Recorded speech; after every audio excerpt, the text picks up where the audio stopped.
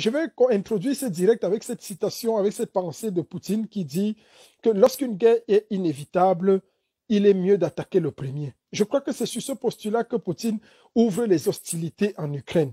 À un moment donné, il s'est rendu compte que la guerre contre l'Ukraine était inévitable. Si ce n'est pas lui qui attaquait l'Ukraine, ce serait l'Occident demain qui aurait utilisé et qui serait tenté d'utiliser l'Ukraine pour l'attaquer.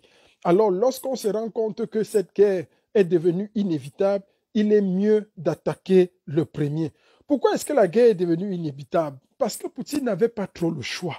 Il faut rappeler ici d'abord sur un petit rappel, il faut faire un petit rappel historique. Qu'est-ce que l'Ukraine par rapport à la Russie? L'Ukraine a été pendant des décennies, pendant des centaines d'années, le grenier de la Russie. L'Ukraine, c'est ce pays-là qui, bien qu'appartenant au bloc de l'ancienne l'Union des républiques socialistes et soviétiques, a nourri pour plus d'un quart la Russie. Donc l'Ukraine, il faut le rappeler, c'est des terres noires qui sont très, très, très fertiles. Elles produisent abondamment et elles produisent bien. Jusqu'à aujourd'hui, tout le céréal que nous consommons en Europe vient de l'Ukraine. Tout ce qu'on fabrique, tous les céréales qu'on prend au petit déjeuner, que nos enfants pourront prendre au petit déjeuner, sont cultivés dans les champs ukrainiens. C'est de l'Ukraine que tout cela vient. Vous comprenez avec moi que même l'un des enjeux de cette guerre restera toujours le contrôle des ressources économiques, le contrôle des ressources minières. C'est ça même le principe fondamental de toute guerre. Donc il faut rappeler ici que l'Occident a pendant longtemps utilisé ce petit homme qui est aujourd'hui président ukrainien, et il faut le rappeler d'emblée de jeu, c'était un comédien, un acteur, quelqu'un qui faisait le théâtre, qui faisait des films. C'est vrai qu'il a fait des études de droit, mais il a été connu en Ukraine plus comme étant un acteur, comme étant un comédien. Il a tourné des séries qui jusqu'à aujourd'hui passent encore. Et à un moment donné, avant lui, il y avait un président pro-russe qui avait été élu, qui dirigeait le pays très bien. Mais la manipulation de l'Occident a voulu qu'à un moment donné, pour entrer en Ukraine, ils ont décidé de faire tomber le président pro-russe. On a utilisé donc les mouvements sociaux, un peu comme les gilets jaunes, pour le renverser. On l'a renversé, il s'est exilé en Russie. Et on a monté ce petit clone-là aujourd'hui au pouvoir. Et vous voyez comment il hésite, comment il est comme un fanfaron. C'est un peu le genre de prétentieux comme Macron, là. C'est les mêmes gens qui enfilent une veste et il se met à bavarder fort. Il croit que le monde lui appartient. Voilà comment est-ce qu'il se retrouve aujourd'hui aux commandes de l'Ukraine pour faire uniquement ce pourquoi on l'a mis là. En fait, le but poursuivi, moi je l'ai dit encore et je le disais dans nos groupes stratégiques de réflexion il y a encore de cela 2 mois, je disais que Poutine n'a pas le choix. Poutine n'a pas le choix parce qu'il doit mener cette guerre. Il doit mener cette guerre pourquoi? Il doit mener cette guerre parce qu'il y va de son intérêt. S'il ne la mène pas aujourd'hui, on utilisera l'Ukraine pour la lui mener demain. Donc, si Poutine ne déclenche pas la guerre aujourd'hui, il faut le rappeler qu'elle devrait, dans tous les cas, être déclarée contre lui. Donc, c'était une question de où je donne le premier coup de poing, où j'attends, et un jour, quand ils estiment qu'ils sont suffisamment prêts, ils me donnent le coup de poing. Alors, que faire? Si tu vois que ton adversaire n'est pas suffisamment prêt, il est mieux d'attaquer le premier, le renverser et le battre. Là, le jour où il voudra encore se lever contre toi, il devra bien mesurer les forces en présence. C'est de ça qu'il est question. Donc, Poutine vraiment n'avait pas le choix. Et quand vous regardez, lors du démantèlement du bloc soviétique dans les années 90, on a l'erreur que Poutine a faite, et je crois qu'il s'en mordra les doigts jusqu'à aujourd'hui, que les présidents soviétiques ont fait à l'époque, c'était de laisser les pays comme la Pologne, les pays baltes et tous ces gens-là se rapprocher de l'Occident. Parce qu'il faut rappeler quand même qu'il y a un principe clair qui est le principe de neutralité. Il était important que les pays qui sont signataires de l'OTAN, parce que la Russie de Poutine fait partie des vainqueurs de la Deuxième Guerre mondiale. On ne peut pas le lui oublier. Lorsque les chars allemands voulaient entrer dans Moscou, voulaient pénétrer par la Russie, je crois que c'est des pays qui ont bloqué l'avancée allemande et qui ont stoppé et mis fin à la guerre mondiale, à la Deuxième Guerre mondiale. C'est très important. Et ils ont eu des accords. L'OTAN a décidé du traité de l'Atlantique, la création du traité de l'Atlantique Nord, et la Russie, n'en faisant pas partie ou ne voulant pas en faire partie, a décidé autrement. Mais ils se sont dit clairement qu'il y aura un traité pour l'Atlantique Nord, mais nous allons garder une certaine neutralité. On ne va pas toucher les pays qui sont frontaliers à toi. Donc les pays là seront comme des zones tampons, comme des zones neutres.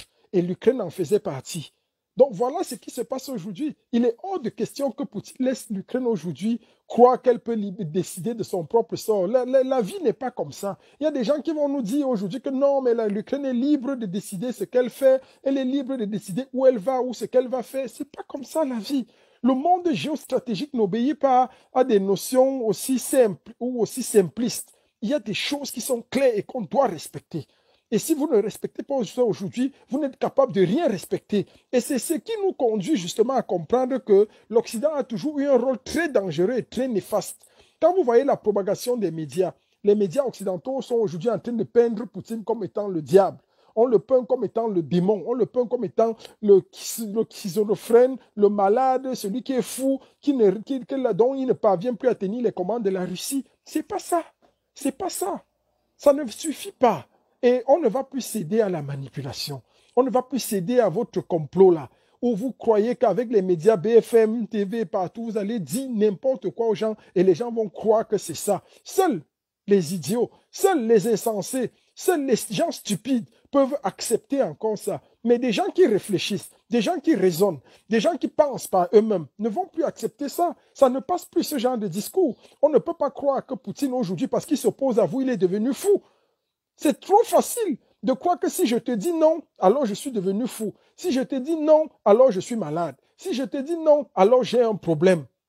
Ça ne peut pas marcher. Ça ne peut pas marcher comme ça.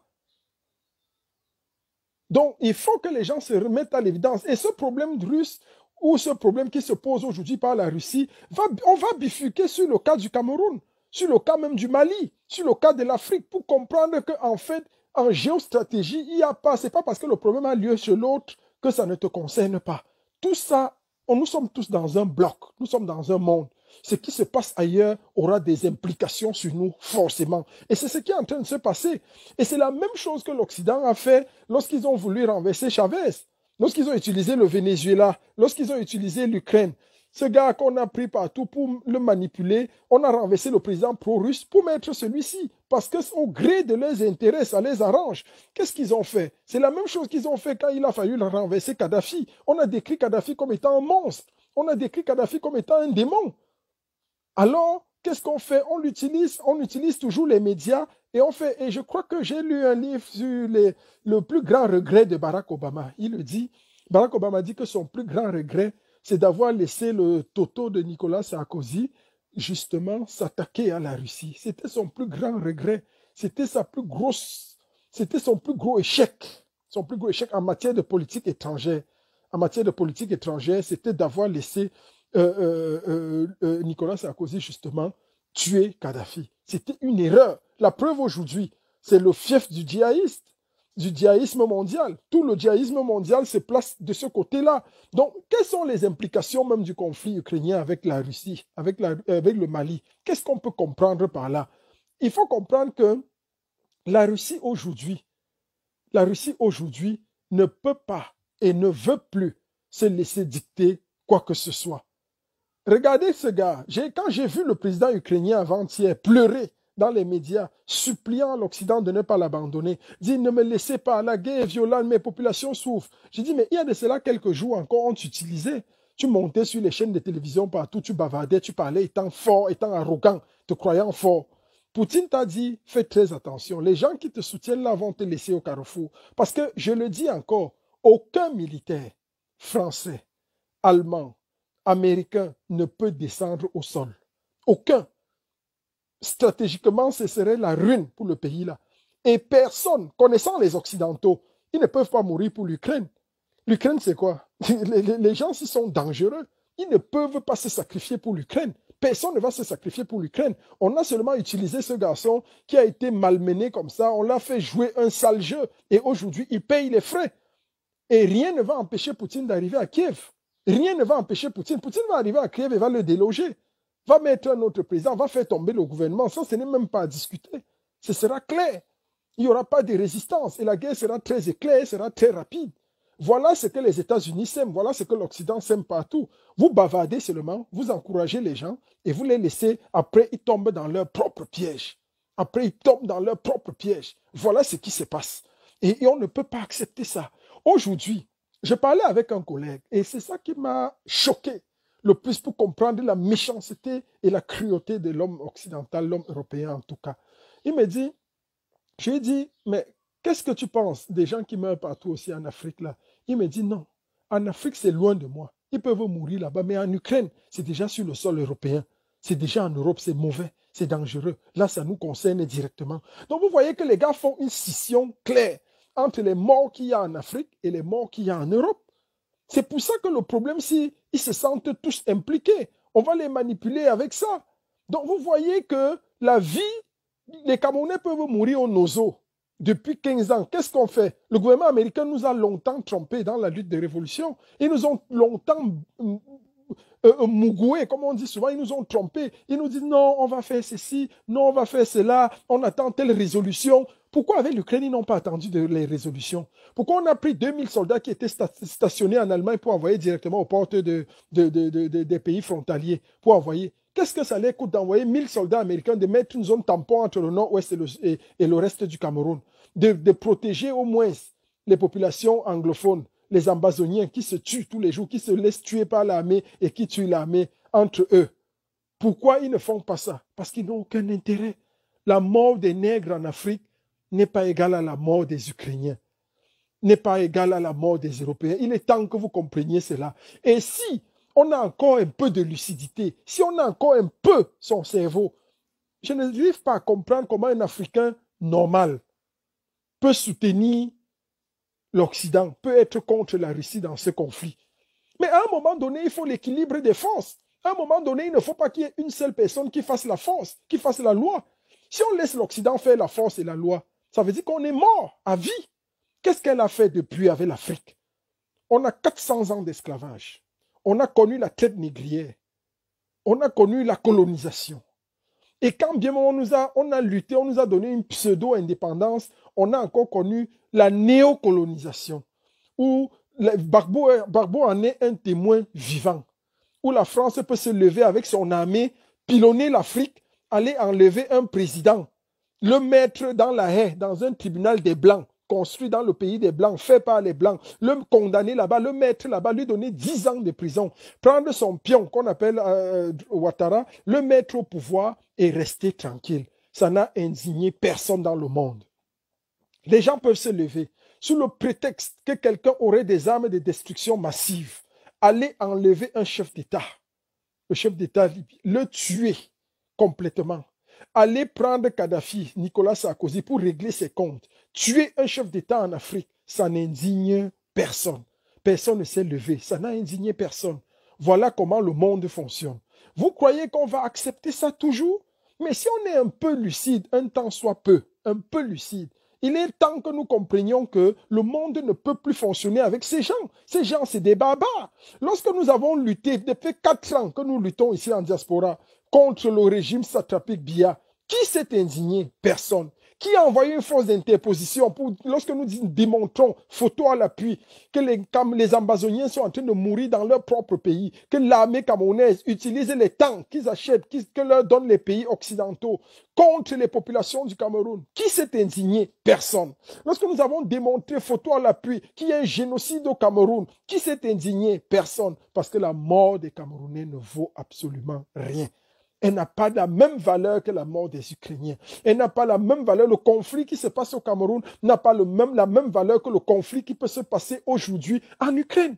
Il faut que vous le compreniez. Nous devons le comprendre. Si on veut rester stupide, et bête, alors refusons de comprendre ça. Et croyons que le monde qu'on dit là s'adresse à nous. Non, non. Guterres, le président et le secrétaire général des Nations Unies qui appelle Poutine à cesser la guerre au nom de l'humanité. J'ai envie de lui dire, quelle humanité? De quelle humanité parles-tu? Lorsque les Ambazoniens sont tués dans leur propre pays sans problème, de quelle humanité parles-tu? Lorsque la France peut prendre son armée, aller enlever Gbagbo au pouvoir, de quelle humanité parles-tu? Lorsque la France décide de mettre la main sur Muammar Kadhafi, sur le colonel Muammar Kadhafi, chef d'État, d'aller le tuer, typiquement, aujourd'hui, la Libye est le centre, le carrefour du terrorisme mondial. Tout se propage par là. De quelle humanité parlez-vous? De quelle humanité parlez-vous, monsieur le secrétaire général de l'ONU? De quelle humanité? Vous vous moquez de qui? Vous vous moquez de qui? Quelle humanité? L'humanité a-t-elle une couleur? Ah oui, dites-nous. Donc la couleur de l'humanité, elle est blanche. Donc la couleur de l'humanité, elle est blanche. Les Africains qui meurent, on ne parle pas d'humanité. Mais lorsqu'on attaque les Ukrainiens, on parle d'humanité. Voilà votre humanité. C'est de ça qu'il est question. L'humanité a donc une couleur. Nous sommes en train de le comprendre. Nous sommes en train de le comprendre. Et c'est de ça qu'il est question. Le but de l'Occident, il faut le dire ici, les gens qui ne comprennent pas le conflit, les gens qui ne comprennent pas le conflit occidental, c'est que si Poutine laisse l'Ukraine entrer dans l'OTAN, se rapprocher avec des accords géostratégiques de l'Occident, des États-Unis et de l'OTAN, alors demain, on posera les missiles balistiques aux portes de la Russie. C'est-à-dire, on dira que le quartier général des armes de l'OTAN est déposé plutôt en Ukraine. Alors, que fera la Russie? La Russie, c'est tente, 2 minutes, on bombarde. C'est fini. Non, non, non, personne ne peut accepter ça. Personne ne peut et ne doit accepter ça. À un moment donné, il faut que ça s'arrête parce que c'est ça leur mission, c'est ça leur but final. Et Poutine, en tant que stratège, a lu la carte là depuis. Il ne peut pas accepter ça. Il ne peut pas accepter ça. L'Ukraine n'entrera jamais dans le temps. Ça, soyez-en sûrs. N'entrera jamais parce que ça ne se passe pas comme ça. Vous ne pouvez pas décider de faire ce qu'ils croient qu'ils peuvent faire en Ukraine, ce qu'ils font en Afrique. En Afrique, vous trouvez les femelettes. Vous faites ce que vous voulez. L'Afrique est devenue la prostituée de l'Europe, de l'Occident. Vous venez, vous nous faites comme vous voulez, quand vous voulez, vous repartez, vous ne partez pas, vous n'entretenez même pas, vous mangez, vous remangez, vous partez, vous partez. Non, en Ukraine, ça ne se passe pas comme ça. Ça ne va pas se passer comme ça. Poutine est là et il a le regard. Je le disais il y a de cela 2 mois, en réunion stratégique, plus de 2 mois, que Poutine va attaquer. Et il a tout intérêt à attaquer. Moi, je savais. S'il n'attaque pas, il n'est pas homme. Ici, il est prêt à aller jusqu'à l'arme nucléaire même. Il le faut. Quel le pays occidental qui tente, il va appuyer. Il va appuyer et ça gâte. Parce que dans tous les cas, c'est gâté. Si on laisse les gens là, ils vont tout gâter. Ils vont tout gâter. Et la Russie a des partenaires très louables, très viables. Les Tchétchènes sont en train de se positionner. La Chine se positionne. Tous ces pays-là, Cuba et tout ça, ils sont prêts. Le monde ne peut plus fonctionner selon les humeurs des Occidentaux. L'OTAN ne peut pas gérer le monde à sa guise. Ça ne peut pas marcher. Donc, il faut que les Africains comprennent. Je vois beaucoup d'Africains qui disent que non, il ne faut pas, au nom des conquêtes des libertés, bafouer le droit. Quel droit? Bafouer la légalité. Quelle légalité? Ok, vous êtes Africain, vous êtes Camerounais, vous êtes Africain. Vous nous dites qu'on ne doit pas bafouer la légalité. Pourquoi on est en train de chasser Biya partout? Alors qu'il a prêté serment par la Cour constitutionnelle, il est dans la légalité. Il est dans le légal. Il est dans la légalité. Pourquoi on doit se battre contre lui? Vous ne faites pas, n'endormez pas les gens. Je ne sais même pas ce que vous voulez au juste.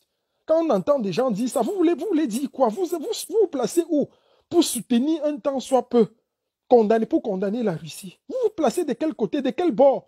Pour soutenir les Américains. Un Africain normal, qui a ses sens, peut soutenir aujourd'hui l'Amérique, peut soutenir les États-Unis. On est où? On va où?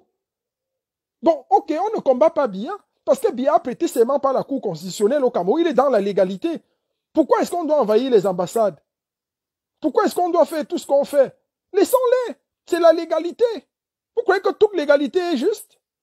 Vous croyez que parce que c'est légal, c'est normal? Non, non. Poutine est dans un processus de légitime défense. Il est dans un processus de légitime défense. C'est très important. C'est de la légitime défense. Il doit se défendre.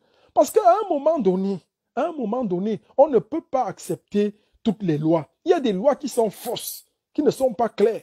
C'est pour ça qu'il y a ce qu'on appelle en droit la casuistique d'une loi. On doit réactualiser, on doit réadapter les lois en fonction des événements. Il y a de cela 20 ans. Aucune loi ne condamnait les attaques d'Internet ou bien les insultes sur Internet parce qu'Internet n'existait pas. Il y a 30, 40 ans, on ne connaissait pas tout ça. Ce n'était pas important, ce n'était pas sur Facebook, sur Messenger. Mais maintenant, c'est des trucs des trucs nouveaux qui existent. La loi doit s'adapter chaque fois. Et il faut tout le temps repenser la loi. On doit la repenser pour l'actualiser. Et il faut que cela soit clair pour tout le monde. Ne rêvez même pas. Tant que Poutine est là et tant que Poutine est Poutine, L'Ukraine n'entrera, jamais dans l'OTAN. Et chaque fois qu'elle va essayer d'entrer dans l'OTAN, elle sera annexée. Là, il faut qu'on soit clair. Il faut qu'on soit clair. Il faut qu'on soit clair. C'est des choses normales. Je ne peux pas laisser que tu viennes chez moi ou bien que tu viennes à côté dans ma cour, tu te mets à bavarder fort, tu me tapes, tu dis que tu prends ma femme, tu fais ce que tu veux. Non, non, non, non. À un moment donné, ma dernière force doit sortir et je dois me défendre. C'est de ça qu'il est question.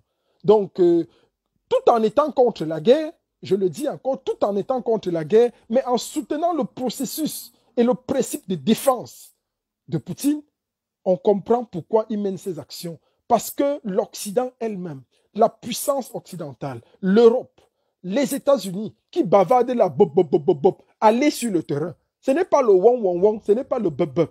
Si Poutine attrape un soldat, que ce soit bleu, blanc, rouge, que ce soit noir, rouge, que ce soit d'Allemand, que ce soit des États-Unis, mon frère, vous allez lire, vous allez confirmer le code. Ce n'est pas la bordellerie que vous nous faites faire en Afrique là. Ce n'est pas les conneries que vous faites en Afrique là, on reste tranquille tout le temps. Hein? Bon, d'accord, Bakan, Takuba, allez en Ukraine. Mais il y a le télégraphiste de Biden, là, le Toto qui est en France, là, qu'on appelle c'est le coursier. C'est lui qui porte le courrier de Biden. Voilà le rôle de la France et des États-Unis. Ils sont dans une prostitution qui fait que quand il s'agit de leurs intérêts, les deux jouent les rôles, ils se jouent comme ça. Donc Biden a envoyé son télégraphiste en Russie. Il a couru, comme il marche comme un clone, là, le petit Toto qui dort avec sa grand-mère, là. Il a couru, il est parti donner le courrier à Poutine. Poutine s'est mis là-bas, il a dit, mets-toi sur la table là-bas, au bout de la table, et lis. Lis ce que Biden a écrit. En fait, Poutine ne l'a pas respecté parce que Poutine a compris que rien ne venait de lui. En fait, il était téléguidé par les États-Unis. On appelle ça le télégraphiste. Donc, on écrit la lettre, on te dit que va la porter à tel. Donc, il a joué le rôle de la poste. Et c'est pour ça que Poutine ne l'a pas pris au sérieux. Poutine a dit que regardez quelqu'un. Et c'est la même chose que Poutine avait fait avec l'autre Toto qu'on appelait Sarkozy. Il lui a fait le même traitement.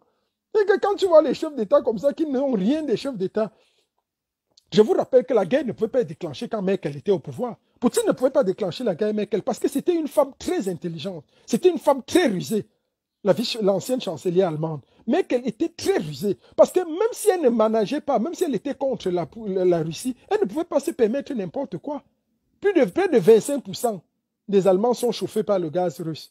Vous vous amusez, vous dites que vous allez les suspendre des accords. S'ils ferment le gaz et maintenant on est en hiver, on fait comment? S'ils ferment le gaz maintenant, d'abord les prix du gaz ont déjà commencé à augmenter. Les prix du diesel sont en train de flamber. Il ne faut pas faire une guerre stupide. Vous dites que les sanctions font quoi à qui? Vous croyez que les sanctions vont faire quoi à Poutine? Poutine n'en a que foutre de vos sanctions. Vous êtes plus dépendant de lui qu'il ne l'est de vous. Vous êtes plus dépendant. L'Europe est plus dépendante de Poutine. Et les États-Unis sont loin. Ils activent quelque chose qu'ils ne voient. Ils ne sont pas là à côté. Mais l'Europe, avec son télégraphiste, le président français, tout idiot, il ne comprend rien. Il court, il joue le jeu. Mais quand Poutine va prendre des mesures de répression là, il est sur l'Europe. Vous êtes sur l'Europe. L'autre est loin dans son continent. Ça ne le concerne pas. Mais vous ne réfléchissez pas. Vous ne réfléchissez pas. Vous soutenez les gens bêtement. Après, qui souffre? C'est le peuple européen qui va souffrir. C'est le peuple européen, c'est le peuple français, c'est le peuple allemand, c'est tous ces gens qui vont souffrir. Donc j'ai un appel comme ça au nouveau chancelier allemand de bien réfléchir, mais qu'elle n'aurait pas fait les mêmes erreurs qu'il est en train de faire, mais qu'elle n'aurait pas fait les mêmes erreurs. Elle aurait dit à Biden que, attention, il faut aller doucement, il faut trouver un compromis, il faut aller doucement, parce que ça ne sert à rien. Poutine a tout, il n'a rien à perdre, rien à gagner. Rien à perdre, rien à gagner. Quand quelqu'un n'a rien à perdre, rien à gagner, sinon que sa dignité, alors qu'est-ce qu'il fait? Il déclenche.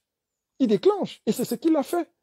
Donc à un moment donné, il faut qu'on comprenne tranquillement que le Mali, aujourd'hui, avec ce qui se passe en Russie, nous devons au moins valoriser le Mali, valoriser la Russie pour l'action qu'elle est en train de mener au Mali. Regardez la Centrafrique qui s'est libérée grâce à la Russie. Le Mali se libère grâce à la Russie. Rien que pour ces deux exemples-là, nous devons donner un maximum de crédit à la Russie. Parce que le Mali aujourd'hui a vaincu près de 80% du terrorisme.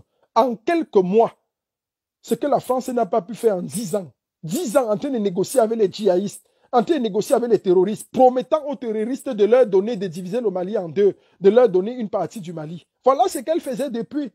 Vous croyez que ces gens comme ça sont sérieux? Ils vivent le président russe qui, dans sa stratégie de défense, a trouvé mieux d'annexer l'Ukraine. Nous sommes contre toute guerre, nous sommes contre toute annexion, mais Ici, nous comprenons Poutine et nous disons que si il ne l'avait pas fait, c'est lui qui aurait été annexé. Et c'est ça la lecture géostratégique. Si un Africain est encore lucide et normal, alors qu'il se range tranquillement et qu'il comprenne à distance, parce que la mort d'un Ukrainien n'a pas la même valeur que la mort d'un Africain. Combien sont morts au Mali? Combien sont morts en Côte d'Ivoire lorsqu'il fallait enlever Gbagbo pour installer Ouattara? Combien sont morts? Mais qu'est-ce qu'on en a fait? Rien. 54 Français sont morts au Mali. On entend ça partout. On n'entend pas ça partout. Combien de tirailleurs africains sont morts pendant la première, deuxième guerre mondiale? Combien ont été traînés comme du bétail, comme la chair à canon? Lorsqu'on voulait essayer les balles, on les envoyait aux premières lignes du front. Et lorsqu'ils tombaient, on savait que c'est là-bas que l'ennemi est violent et virulent. Au calme à mes déclarations. Au calme à mes déclarations. C'était le général El Tchéno. Le général toujours combattu, mais jamais abattu.